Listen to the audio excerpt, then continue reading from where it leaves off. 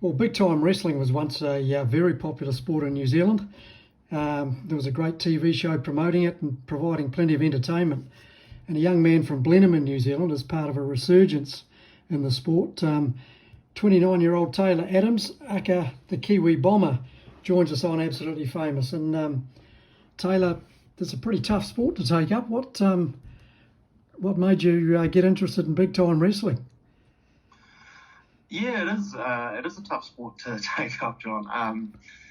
I think the interest really started just from being a kid, just watching it on the telly, as most kids do at some stage in their lives.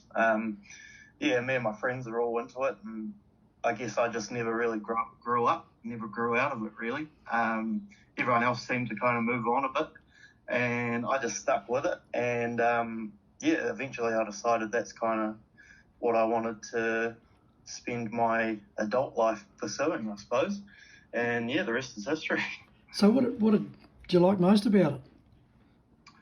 I think initially the thing that probably hooked me was kind of the characters involved. You kind of had these larger than life superheroes almost, and in a real life setting, and in what was presented as a sporting contest. But you had these over the top personalities with these cool costumes and big muscles and all that kind of thing. I think that's kind of where what initially hooked me as a kid. Yeah. So big time wrestling, it's not Olympic style fighting wrestling. It's can you just explain the differences? I mean, I know your body gets punished probably just the same, if not worse. Yeah, definitely. I think most people sort of have their idea about what wrestling is. It's a strange mix of sports and entertainment. It's a very athletic based kind of form of entertainment. Where we kind of portray these characters and almost this real life live show of good versus evil, or good guy, bad guy. And it's a unique thing. It's a unique mix of sport and entertainment, if you will. So do you tee it up with your opponent beforehand what's going to happen, or is it just you just go for it? Obviously, I won't give away too many of the trade secrets. A magician doesn't give away his tricks, I suppose. Exactly. But there is obviously, you can look up pro wrestling on the internet and sort of find out a few things here and there. But there's a lot of sort of thinking on the fly, a lot of ad-libbing. Everyone seems to think we go into this choreographed dance routine, which couldn't really be further from the truth. Obviously, as you progress, I suppose, and as you practice more, you kind of learn to ad lib and do things on the fly a little bit more. So obviously, like I said before, it is entertainment based. We're not out there trying to kill each other or something like that. But yeah, still a lot of sort of ad-libbing and thinking on the fly. Yeah. So do you wrestle most weekends around New Zealand and various venues, and how popular is it?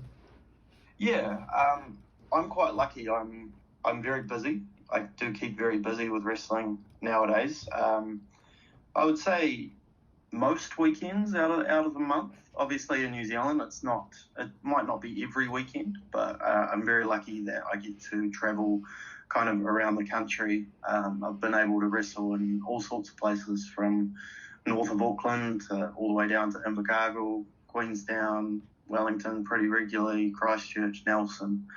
So I'm very lucky to keep busy with it, and been able to wrestle sort of all over the country really, which has been great, because I've been able to see places in my own country where I probably wouldn't have seen or wouldn't have gone to if it wasn't for wrestling. So, yeah. Taylor, I guess there are female and males. How many wrestlers on the circuit at the moment, on your circuit? It's funny because when I started, there wasn't a lot, but sort of in the last couple of years, it has grown, and there are a lot more sort of young wrestlers, I guess, coming through. So I would, on an individual show, you'd probably get about 20 wrestlers. On the scene as a whole in New Zealand, there's probably, 60, 70 wrestlers now, which is great because it means it's growing from what it was when I started. So that's a rough estimate of how many wrestlers are probably active on the New Zealand scene at the moment. And it includes females, I presume? Yes, yeah. Yep. So it does include males and females. We've got actually, when I started, there was only a couple of females really in New Zealand, but it's been great that it's grown, and now there's sort of there's more of a female presence, which is great because I think it's really important in wrestling to have, all sorts of people represented. And the female division in New Zealand is great.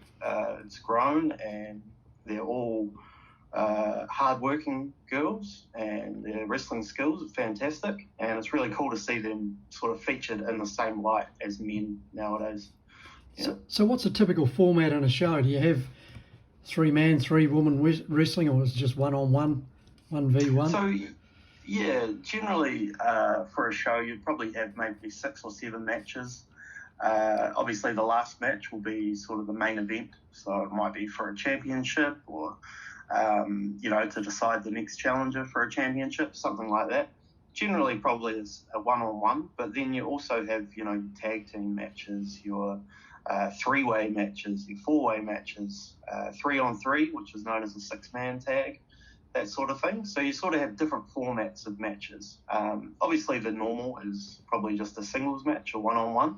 But yeah, then you go on to your tag matches, and even sometimes no disqualification matches and that sort of thing, which things get a bit interesting, throwing weapons around and things. So yeah, so there's a few different sort of styles of matches that would be featured on a card. Yeah. So Talia, are you able to make a living off it, or is it sort of supplement your main living? In New Zealand, it's not quite big enough where anyone's making a living from it in New Zealand. I've been very lucky to go and do a bit of it overseas as well, and that's kind of what you'll want to do if you want to make a living from it. So I think, the New Zealand scene's growing, so I do hope that maybe, down the line in a few years that the New Zealand scene can be a place where guys and girls can make a living. At the moment, it's still quite far off, but hopefully in the future, we just got to keep kind of building it and working hard. But yeah, sort of overseas, in bigger countries like America or Japan, it is possible to make a living from it. So that's the goal for me. Yeah. I'd imagine the commitment to be a top wrestler would be pretty intense, because as well as you've got to be physically fit. You've got to be able to take the bumps. You've got to be flexible. And so, how much training would you do typically in a week? I train every day in some capacity. Wrestling is very demanding. It's very rigorous on your body. Obviously, you have to be able to take the bumps and fall down properly, which takes a lot of work. Learning how to fall and roll and defend yourself and that kind of thing. We often say, to people that sort of say it isn't real or something like that, we say you can't turn off gravity. Obviously, you're still falling from big heights and getting chucked around. So I'll train in some capacity every day. So whether that's practicing sort of my moves and techniques, or I'm in the gym lifting weights and, working on cardio sort of fitness as well. So I do something every day. Yeah. So typically, how many bouts would you have, let's say in a month? It can vary in New Zealand, anywhere from sort of 2 to 4, I would imagine. Obviously, some months are a bit quieter and some months are a bit busier. It really just depends on what companies are running which shows. I think yeah, I'm lucky now that I'm probably one of the busier wrestlers in New Zealand, which is great, which is what I want.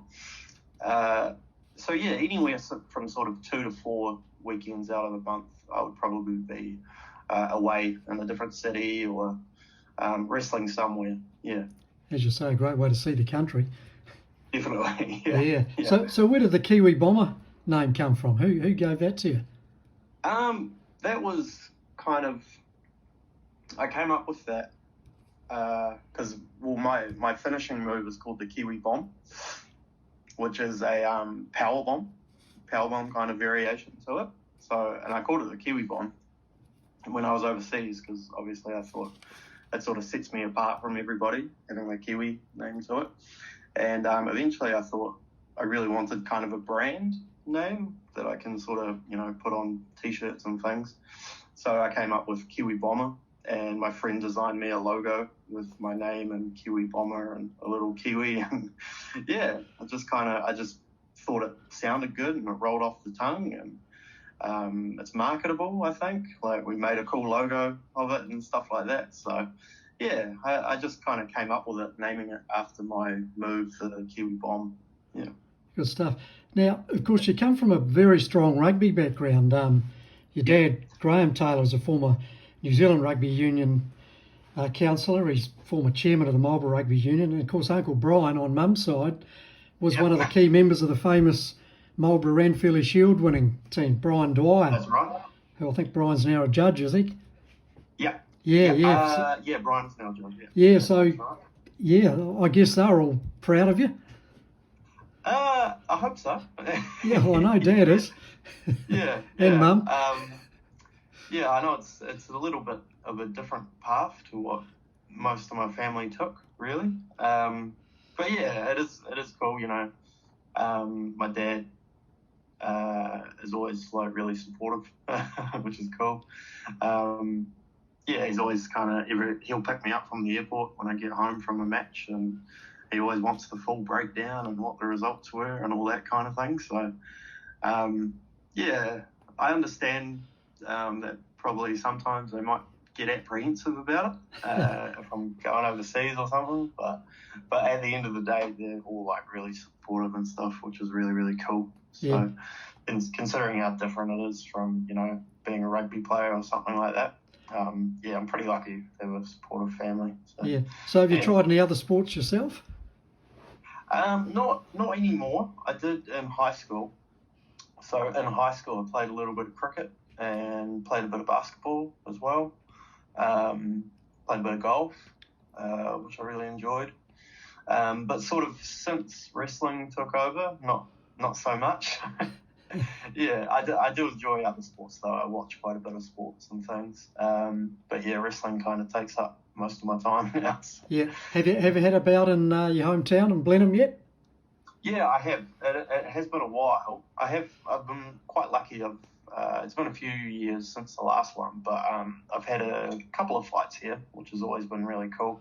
So I would really like to do one again. Maybe try and run a show myself or something at some point. That'd be really cool to do another sort of hometown fight. So maybe in the future sometime. Yeah. Good stuff. And what do you do work-wise in between times when you're not training or wrestling? Yeah, so I work at a winery at the moment. I work at Hunter's Winery. Sort of living in Marlborough, it's kind of the easy road to go down, I guess. Yeah, it's not really what I want to do long term, but at the moment it was just kind of supplementing the wrestling on the weekends, really. So yeah, Monday to Friday I work in the winery, doing bottling and warehouse type work. So yeah, keeps me busy. Oh, good stuff. Yeah, it's huge, of course, the wine industry, and Blenheim and Hunters was one of the pioneer wineries as well. Definitely. Yeah. Well, Taylor Adams, aka the Kiwi Bomber, great to talk to you, mate, and I'll look forward to putting this story together and your interview and showing people your logos and your how you dress when you're fighting. It's awesome. Absolutely. No, I appreciate it, John. Thank you. Hats off to you. You're braver than I would be getting into a ring. Yeah, it can be a bit scary, but you know, once you get over the nerves, you'll be fine. Yeah, cool. Thanks, Taylor. Much appreciated. No, I appreciate that, John. Thank you.